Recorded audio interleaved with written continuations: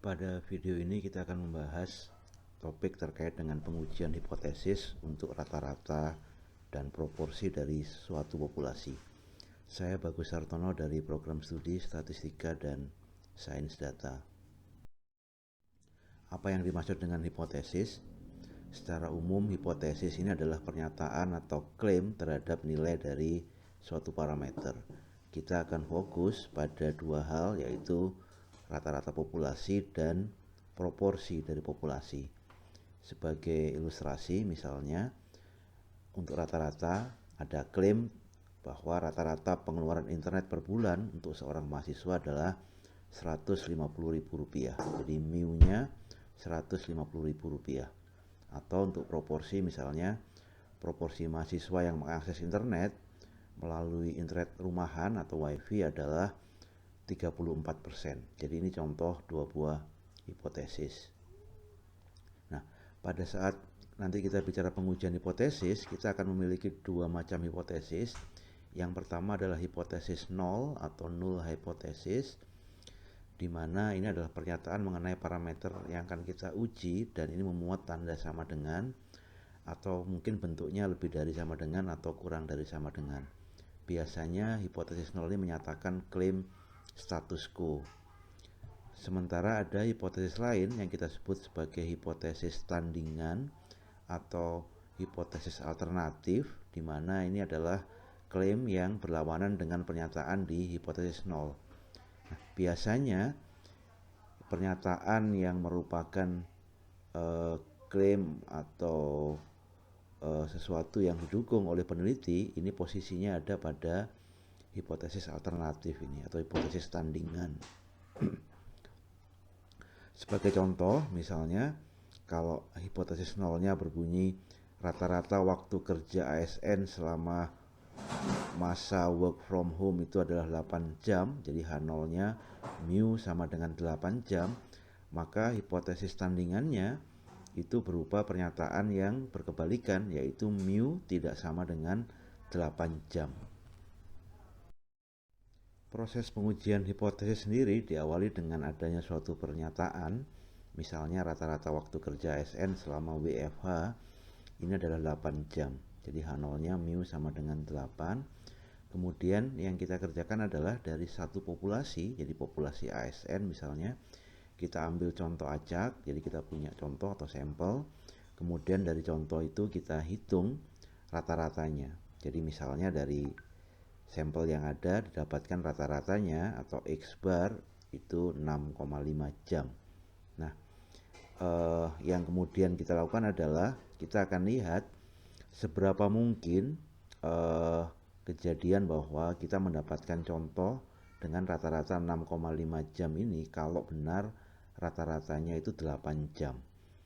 Kalau kemudian misalnya peluangnya kecil, jadi kecil sekali kemungkinan seperti ini, maka kita akan cenderung untuk menolak hipotesis nol itu.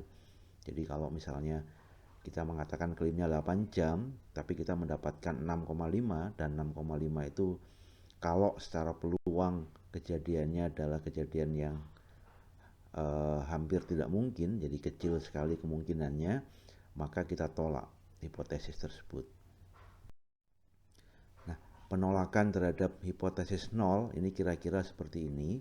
Jadi sudah diketahui bahwa sebaran dari rata-rata contoh itu akan mendekati normal, dan tentu saja akan normal kalau populasinya memang normal. Dan ini adalah mu sama dengan 8, ini adalah posisi dari hipotesis nol. Yang kita dapatkan itu 6,5. 6,5 ini kemudian akan kita lihat seberapa besar kemungkinannya atau seberapa besar peluangnya.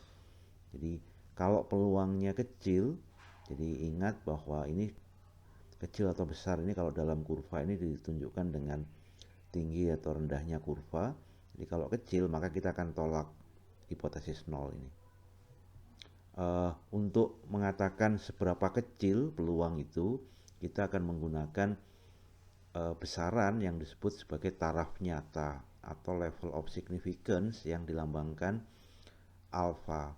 Jadi alfa ini kita pakai sebagai batas mengatakan seberapa kecil Kalau nanti kita dapatkan peluangnya itu lebih kecil dari alfa, maka kita akan tolak H0.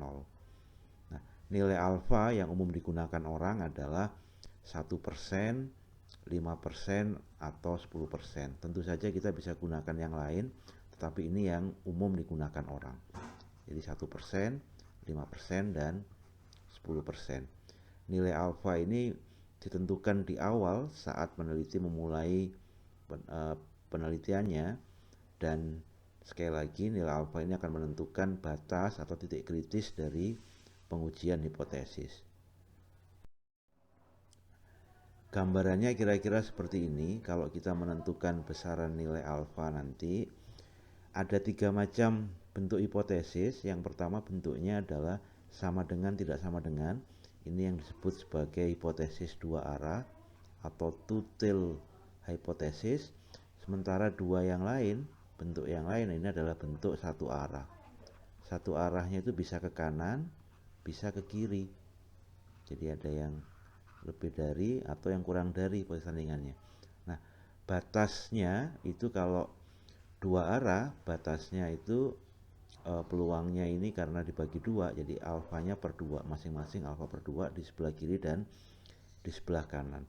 Sementara kalau satu arah, ini penentuan batas ini cuma satu, di kanan atau di kiri. Jadi ini besaran alfa. Yang diarsir warna biru ini adalah wilayah penolakan. Artinya kalau nanti rata-rata contoh kita itu jatuh di wilayah biru ini, kita akan tolak H0. Jadi perhatikan tadi, mu-nya sama dengan 8, kita akan tolak H0 kalau rata-rata kita itu semakin jauh dari 8. Untuk yang dua arah, jauhnya itu bisa di kiri, bisa di kanan. Untuk yang satu arah kanan, jauhnya itu lebih besar dari 8, dan untuk yang satu arah ke kiri, jauh itu adalah kalau kurang dari 8. Jadi, dan ini kurangnya banyak. Pada saat kita mengambil keputusan menolak atau tidak menolak hipotesis 0, kita dihadapkan pada kemungkinan kesalahan. Nah, kesalahan yang pertama itu adalah kita menolak hipotesis, jadi menolak H0 yang benar. Jadi menolak H0 yang benar. Ini kita notasikan peluangnya sebesar alfa atau taraf nyata pengujian tadi. Sementara pada saat kita membuat keputusan tidak menolak H0, itu kita juga punya kemungkinan salah yang kita sebut sebagai Galat tipe 2 atau type 2 error, yaitu kita tidak menolak hipotesis yang salah. Salah tapi tidak kita tolak. Dan ini peluang terjadinya kita notasikan beta. Untuk diketahui bahwa alfa itu tidak bisa kita buat sangat kecil, karena kalau alfa diperkecil, ini beta ini akan membesar. Jadi angka 1%, 5% itu adalah kompromi untuk mendapatkan alfa yang kecil tapi tidak sangat kecil. Pengujian hipotesis untuk rata-rata populasi sendiri bisa kita kerjakan dalam dua jenis tes, dua jenis uji untuk populasi yang menyebar normal. Jadi kalau data kita berasal dari populasi yang menyebar normal, maka ada dua tes yang tersedia. Yang pertama adalah uji Z, dan yang kedua adalah uji T. Kapan kita pakai uji Z? Uji Z itu kita gunakan kalau ragam populasi atau simpangan baku populasi ini diketahui. Tapi kalau tidak, maka kita akan gunakan uji T. Sama halnya dengan waktu kita membahas selang kepercayaan, kalau ragamnya diketahui, kita menggunakan formula menggunakan Z, tapi kalau tidak, sebaran yang digunakan adalah T atau T student. Bagaimana proses pengujian sampai ke pengambilan keputusan? Kalau kita sudah punya datanya, hipotesisnya sudah ada, datanya sudah ada, maka yang pertama kita lakukan adalah menghitung yang kita sebut sebagai statistik uji. Untuk uji Z, statistik ujinya itu adalah rata-rata dikurangi mu0 dibagi dengan galat bakunya, sigma per akar N. Nah, nanti nilai Z hitung itu kita bandingkan dengan nilai kritis Z yang didasarkan pada berapa taraf nyata atau alfa yang kita tentukan. Perhatikan untuk hipotesis yang dua arah, tolak H0 itu kalau Z hitungnya bisa jauh lebih kecil atau jauh lebih besar dari mu 0. Karena itu pada saat menentukan wilayah penolakan yang dilihat adalah tanda mutlaknya. Sementara kalau yang satu arah dan dua arah yang ke kiri itu adalah kalau jauh lebih kecil, sehingga lebih kecil dari negatif. Sementara kalau yang satu arah ke kanan ini lebih besar. Jadi kita tolak kalau lebih besar dari nilai ini. Proses menentukan wilayah penolakan ini serupa kalau kita menggunakan uji T, yaitu ketika ragam populasi atau simpangan populasi ini tidak diketahui. Jadi kita menggunakan formula yang sedikit berbeda, di mana sigma ini kita ganti dengan simpangan baku contoh. Jadi S ini simpangan baku contoh. Kemudian bagaimana menentukan wilayah penolakan H0 ini serupa, hanya yang satu menggunakan skor dari sebaran normal baku Z, sementara uji T menggunakan skor atau titik kritis dari sebaran T. Cara pengambilan keputusan lain menerima atau menolak H0 bisa kita dasarkan pada sebuah nilai yang disebut sebagai nilai P atau p-value. Nilai p-value ini umumnya dihitung oleh software sehingga kita tidak perlu mencari titik kritis Z atau T tadi. Bagaimana membuat keputusan? Nilai p-value atau nilai P ini adalah peluang mendapatkan statistik uji yang lebih ekstrim dari yang kita dapatkan berdasarkan data contoh pada saat H0 benar.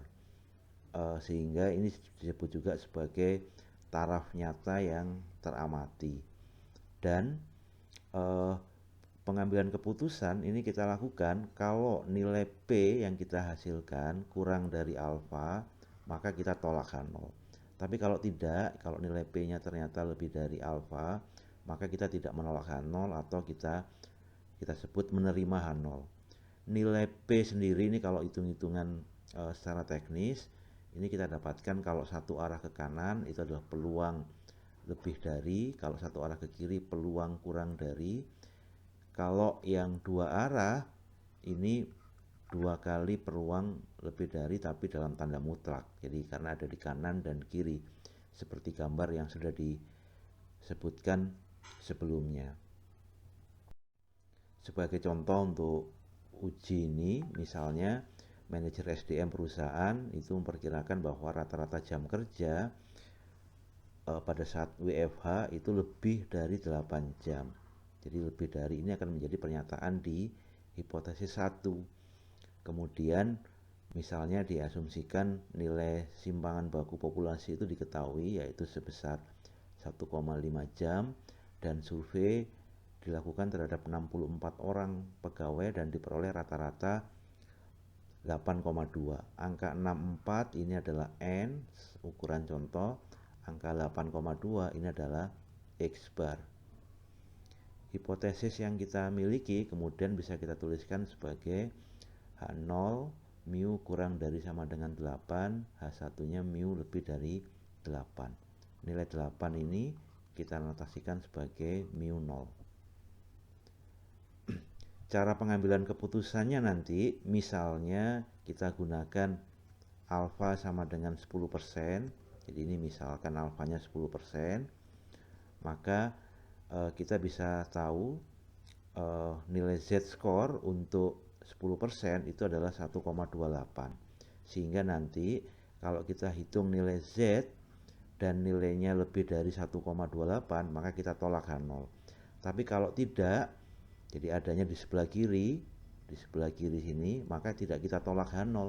Tapi kalau adanya di sebelah kanan, kita akan tolak H0. Kita hitung sekarang untuk kasus data kita dapatkan Z hitungnya itu 1,42. 0,07, jadi 8,2 dikurangi 8 dibagi 1,5 per akar 64 dapatnya 1,07. Ini Z hitung. Kemudian karena Z hitungnya itu kurang dari 1,28, jadi jatuhnya ada di sebelah kiri di sini 1,07, maka kita tidak menolak H0. Dengan kata lain, kita katakan belum ada cukup bukti untuk mengatakan bahwa jam kerja itu lebih dari 8 jam per hari rata-ratanya. Jadi rata-rata jam kerja per hari ini